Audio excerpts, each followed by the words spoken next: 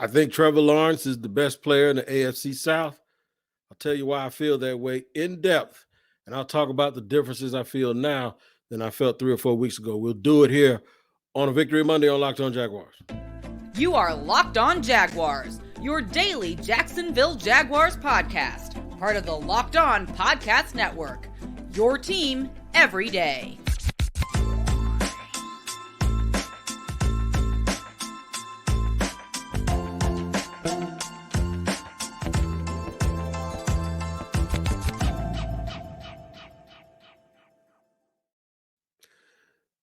Thank you for joining me, Tony Wiggins, your host of Locked On Jaguars, your daily Jacksonville Jaguars podcast, where it's your team every day. We thank you for making us your first listen, reminding you that we are free on all platforms, wherever you get your podcast, like wherever you're watching or listening today.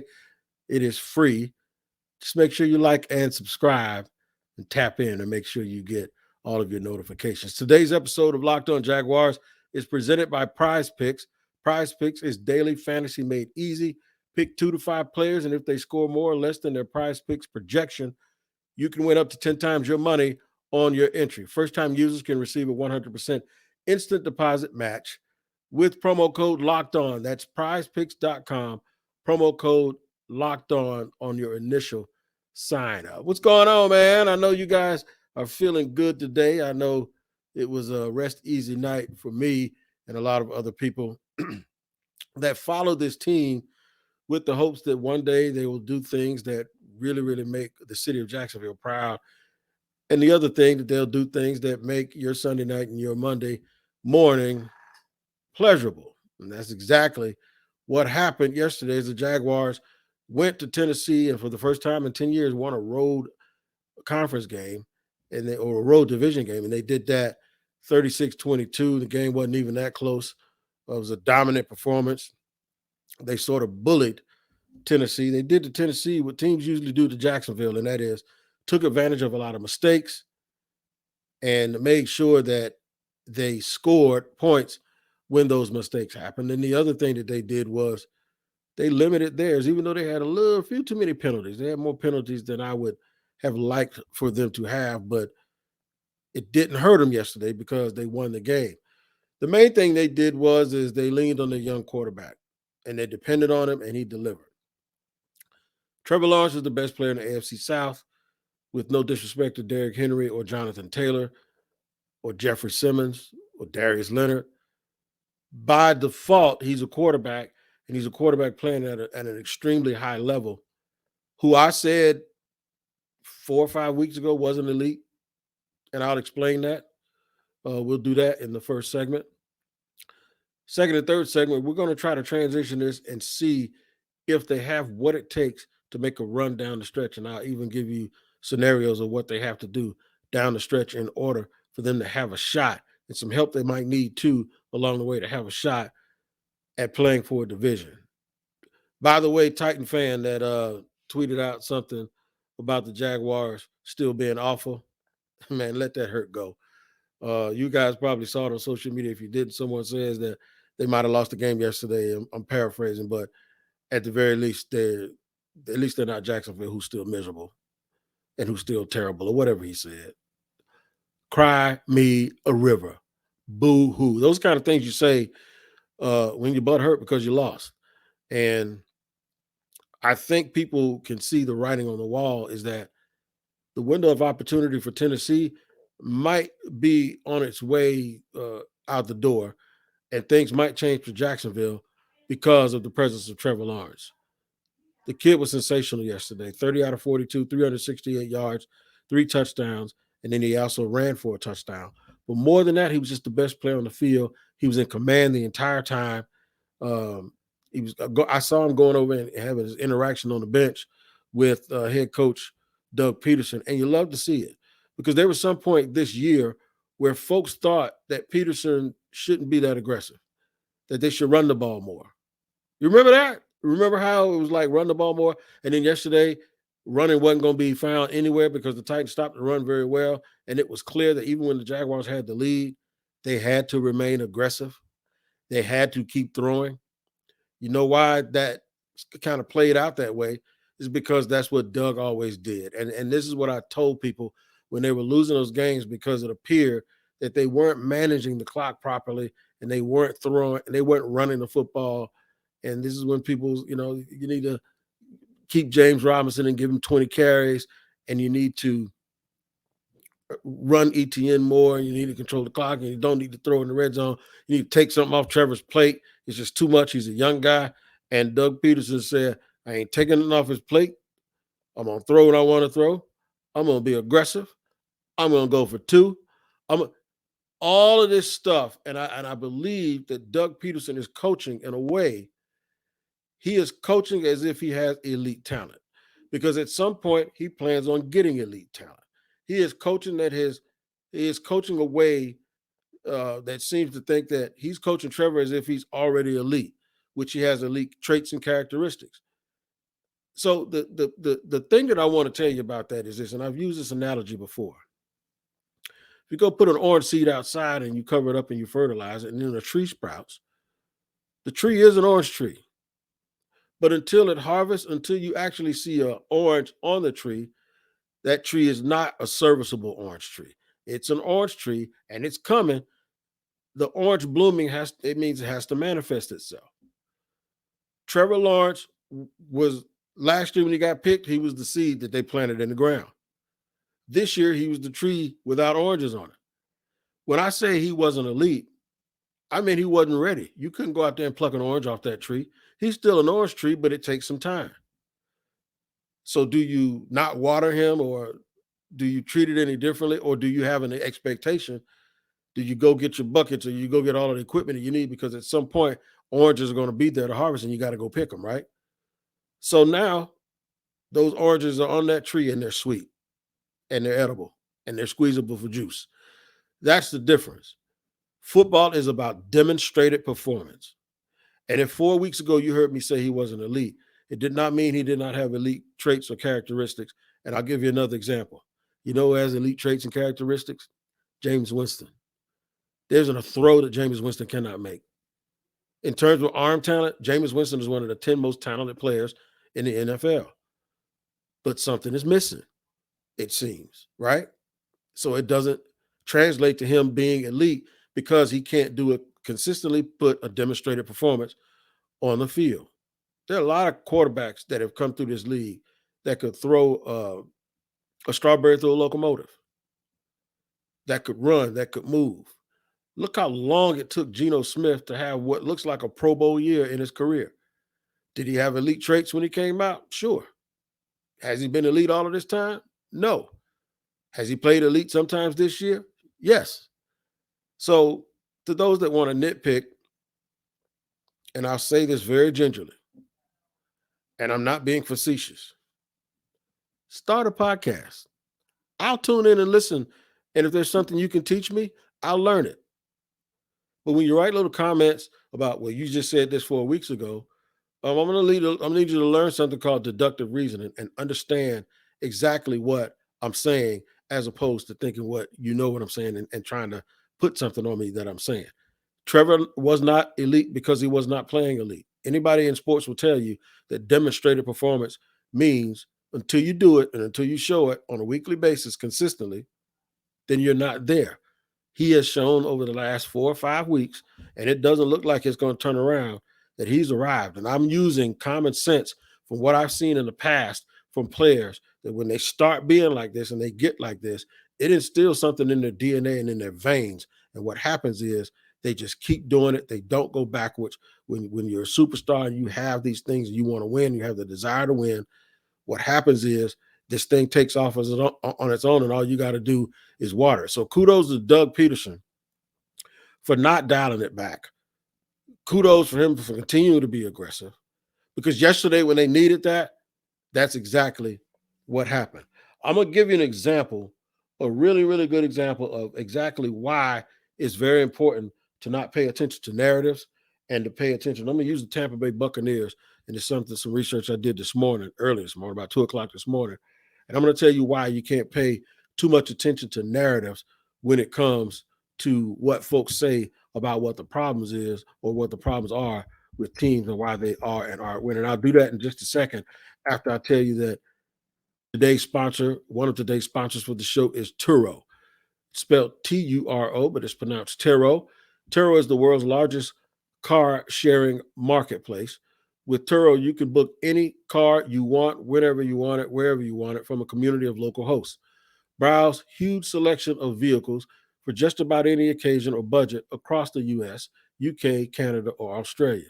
Book a spacious SUV or minivan for a family road trip.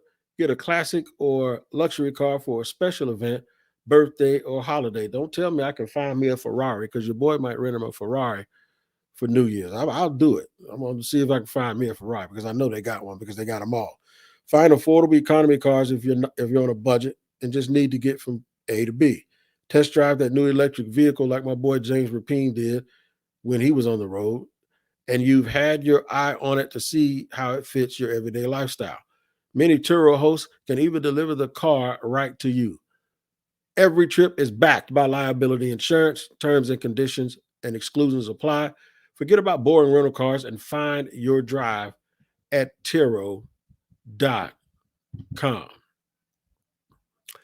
Today's show is also sponsored by Audible. This is so fun to me because I love NFL players when they open up about life on the field. Audible is releasing a new slate of football podcasts that we're sure you're going to love.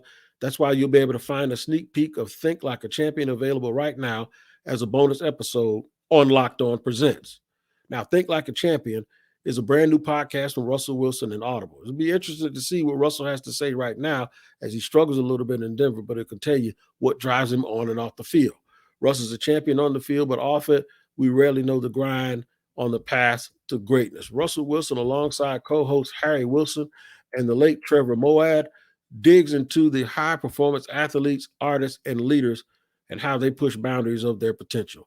Here, two-time Super Bowl champion and MVP Von Miller delivers sharp insights about performing at your highest level in moments of extreme pressure. Or NCAA champion Tim Tebow discuss how to find unique personal mission in the world. It's available for free on Audible or wherever you get your podcasts. Head over to Locked On Presents for a sneak peek of Think Like a Champion, or catch the full series available anywhere you get your podcast, available everywhere now. Audible, get in the game. You can get in the game here with me every day on Locked On Jaguars and make me your first listen, and we really appreciate that here on Locked On Jaguars. I'm going to give you an example now of why you have to be very, very careful with trying to figure out or come up with reasons why teams win and why they don't. There's a lot of research that these clubs do. And by the way, research yesterday was done. Doug Peterson knew that it was going to be difficult to run. He also knew Tennessee struggled with guarding tight ends. Evan Ingram. Shout out to Evan Ingram for having a huge day yesterday. And these are the type of things that they know and they watch from film that may differ a little bit from some of the things that you believe. Tampa,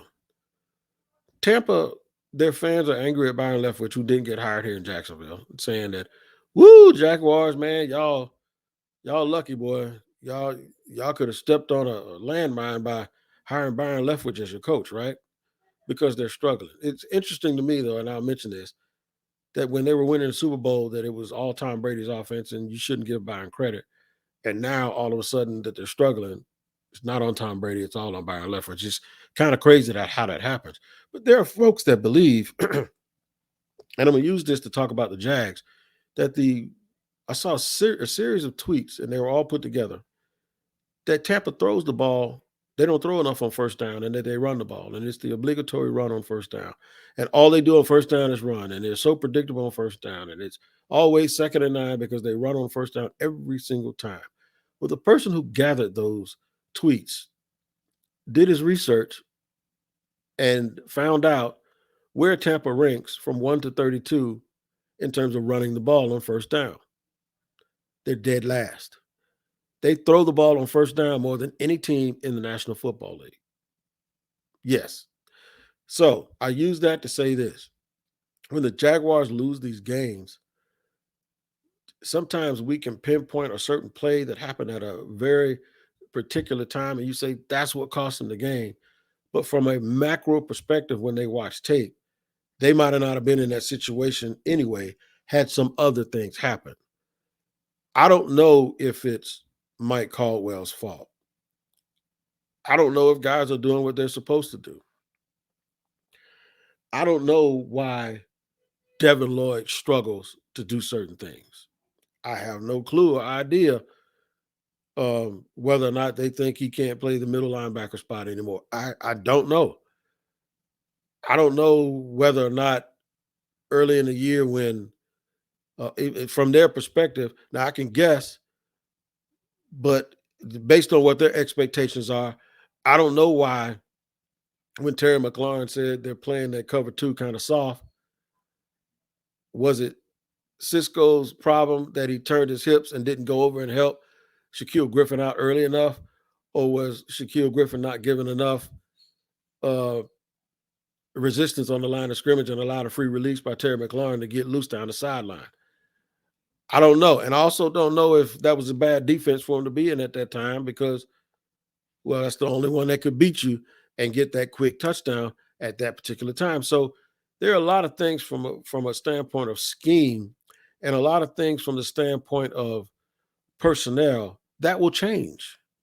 The scheme might even change as they grow and get more personnel. Now, we could talk all day about whether or not we want Trent Baalke to be the person who initiates that change. That's a whole nother subject. If they make a run down the stretch, I can tell you the more successful this run is, the less likelihood or likely anything's going to change. I'm not one that believes that just because they make a run down the stretch, that automatically believes that makes me believe that Trent Baalke is the guy who can actually get them to the next step. Sometimes you need somebody else to bring you to that next step. But in any event, as the talent grows and as the talent changes, I think you'll see the scheme change. You ever think maybe they do certain things because they know what guys are capable of, in a sense, on defense? And then did you ever think that the reason why Doug Peterson kept doing certain things is because he was trying to will and play call and have the expectation there for Trevor Lawrence that he could start playing this way because he knew what he was capable of, that he just had to start doing it and they had to start executing? Have you asked yourself this? And this is one that I asked him, that I asked myself, and I'm going to try to make that press conference today, but I have a doctor's appointment at 1:00. What did you tell your team? Like, they have the euphoria and the way they played against Baltimore, and then to know what was at stake and to go to Detroit the following week and just look so dead and so flat and so lethargic. Were they ready to play? And then they had some misfortune with a fumble early, and then Detroit scored a touchdown. And did things just get away from them? And was it a situation of Detroit capitalized on every single one of their mistakes the way that they capitalized on every single one of the Titans' mistakes? And then all of a sudden they come out yesterday and they hit a little bit of resistance and they get behind. And then, like gangbusters, guys just start making plays. What do you tell your team? And this is what this I'm not being rhetorical here. What do you tell your team when you go from that high and then you work all week understanding what you have to do, and then you get mollywopped because, well, you just don't have it that day. And then all of a sudden yesterday you have it again. So if I'm a young player, I want to know, coach, what did we do wrong? So I won't do that again. I don't want that ebb and flow. I don't want that up and down and that variance from game to game. And it's interesting to me. I wonder what Doug tells them if Trevor or somebody goes and says, coach, we were ready last week, man. What happened? So that won't happen again. I think it's something that's very interesting that you have to ask yourself, because you want them to learn from it. You want them to learn from it. So if they are able to learn from it, there's a path to them getting to the playoffs. And I'm going to make sure I discuss that in just a second. But I want to thank you again for making us your first listen here on Locked On Jaguars. For your next listen, check out the Locked On Sports Today podcast, the biggest stories of the day, plus instant reactions, big game recaps, and the take of the day. Available on the Odyssey app, YouTube, and wherever you get your podcast. Make sure you get over now. You get over there. You say hello to my man, Peter Bukowski. Interact with him and everything, man, because he does a fabulous, fabulous job on that show. All right, so I'm going to answer that question. I'm going to let you guys know exactly what can happen down the stretch for them to make the playoffs. They're going to need a little help, but then they have to shut that variance down. And what they have to do is they have to be the absolute best version of themselves and continue to have all hands on deck, just like they did yesterday, in order to win. But first, I must let you know that today's show is sponsored by PrizePicks. PrizePicks is daily fantasy. And what you do is you go on the daily fantasy at PrizePicks, either on your app or on your computer at prizepicks.com. They have entries, and those entries have player projections based on yards and what they think those guys will accomplish during the game. So that designation is there. You have to choose whether they're right or wrong or not. And you're going to go whether it's more or less. All right. More or less.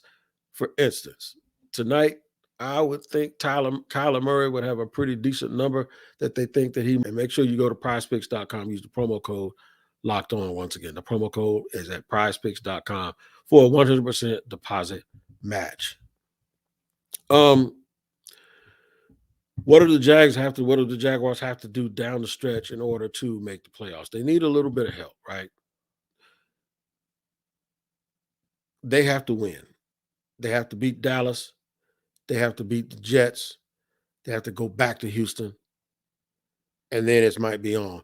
You also want Dallas to beat Tennessee or somebody else to beat Tennessee down the stretch. Dallas is the most likely team to do it because Dallas is a very good team.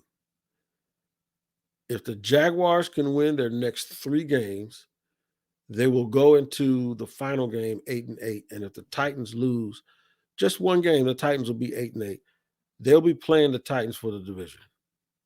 So as the Colts don't win out, and I don't think that's going to happen. I don't think the Colts are going to win out at all. So it's a very good chance that the Jaguars, if they can win out all the rest of their games, the Jacksonville Jaguars can be playing the final game against the Tennessee Titans at home in order to try to win the division at 9-8.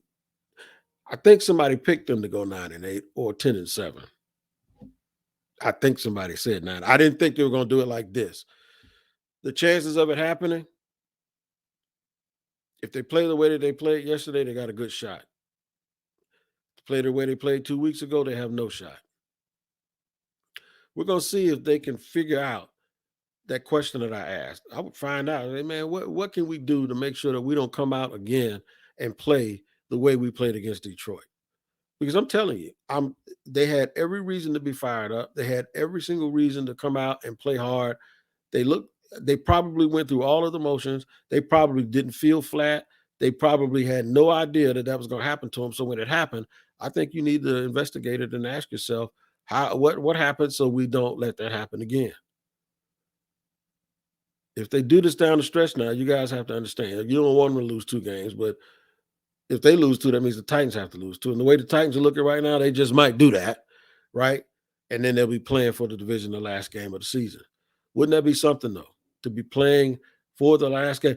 And the main reason is because with Doug Peterson and, of course, as a player, Trevor Lawrence. Now, I got to give shout-outs to some people yesterday. Shaquille Quarterman made what might be the play of the game when he hit Derrick Henry. You know what that is? That's a backup linebacker, but that's a guy that says, man, later for you. And he drilled Derrick Henry right in his chest. The ball popped up and Josh Allen caught it. Josh Allen got hot yesterday in the afternoon and he said in the postgame, he hated the Titans. It was good for him. But it seems like he got into it. I thought Travon Walker played well all day. I want to find out if he's banged up because I saw him get flipped over on a play and then he didn't play down the stretch when they were trying to rush the passer because I was looking for him to get his second sack. Evan Ingram again once had a great game. Zay Jones bounced back. At one point in the first quarter, when Zay Jones dropped another pass, my wife said she was beefing with him. She was going to throw hands at him when she saw him. But he did a toe tap in the end zone. It's the second time in 2 weeks somebody's caught a ball like that. Marvin Jones had one where he got his feet down. So kudos to the professionalism for them of doing that. Folo Fadukazi had a very good few moments yesterday where he played well. And Dewey Wingard, shout out to him for being a gamer, man. People wanted to run Wingard out of here for so long. And yesterday, Dewey Wingard also played well, being physical and getting a turnover early in the game. The offensive line settled down after a while. I thought they had too many penalties early on, but they were able to settle down. But the day belonged to guys like Evan Ingram, and of course, belonged to Trevor Lawrence. This podcast belongs to me and you because we get together every single day here on Locked On Jaguars, making us your first listen, and we are eternally grateful. Make sure you tune in tomorrow. We'll continue to look, and we'll look back at whatever Doug Peterson says today in his press conference. We'll give you a report on all of the players that may be banged up. We'll find out if Andre Sisco is going to make his return at some point, because I think it needs to be all hands on deck down the stretch. Until then, you guys take care of each other. We'll see you tomorrow here on Locked On Jaguars.